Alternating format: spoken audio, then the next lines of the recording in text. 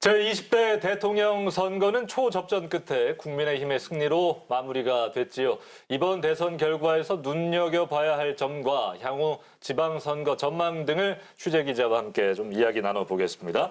자, 배대원 기자 나와 있고요. 울산의 득표 상황만 보면 이번 대선에서 국민의힘이 과반 이상을 득표했습니다. 국민의힘 지금 반응 궁금한데요. 네, 국민의힘은 초접전을 벌인 전국과 달리 울산에선 10%포인트 이상을 앞서며 승리하자 고무적인 모습입니다. 네. 이 같은 승리의 흐름을 지방선거까지 그대로 이어가겠다는 목표인데요. 이 때문에 원외 인사들을 비롯해 현역 국회의원들도 시장선거 출마를 서두르고 있습니다. 우선 정가윤 전 국회 부의장과 김두겸 전 남구청장이 어제 출마를 공식화했습니다. 또 박맹우 전 울산시장과 이채익 의원, 서범수 의원과 허은욱 전 울산시 행정부시장도 다음 주 중 출사표를 던질 계획입니다.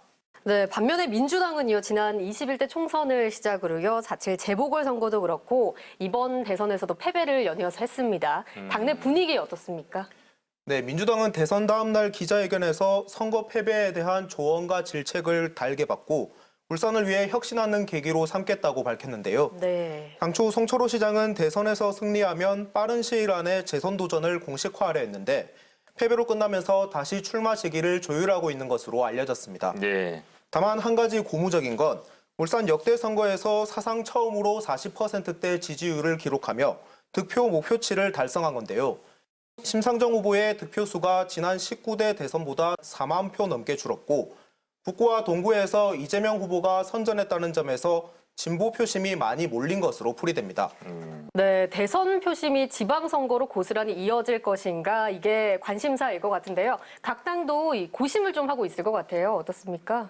네, 이번 선거 결과만 놓고 보면 과거 동북구만 엎치락 뒤치락했던 보수 텃밭구도로 돌아갔다고 봐도 무방합니다. 다만 2030 세대를 비롯해 과거에 비해 이념과 지역구도에 구애받지 않는 사람들이 많아졌습니다. 특히 18대 대선부터 민주당이 꾸준히 30% 이상 득표해오고 있다는 점도 주목해야 합니다. 이 때문에 민주당 내부에선 지방선거에서 인물과 정책을 앞세우면 승산이 있다고 보고 있습니다. 반면 국민의힘은 북구에서만 0.1%포인트 차이로 졌고 동구에서조차 이겼기 때문에 다가올 지방선거에서 광역과 기초단체장, 의원 자리까지 싹쓸이한다는 목표입니다. 또 한 가지 변수는 국민들의 극심한 분열 속에 당선된 윤석열 당선인입니다.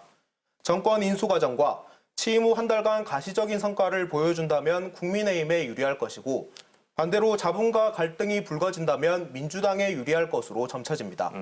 예, 각 당의 해석이 좀 다릅니다. 아무튼 지켜봐야 되겠네요. 오늘 배대원 기자와 이야기 나눴습니다. 고맙습니다.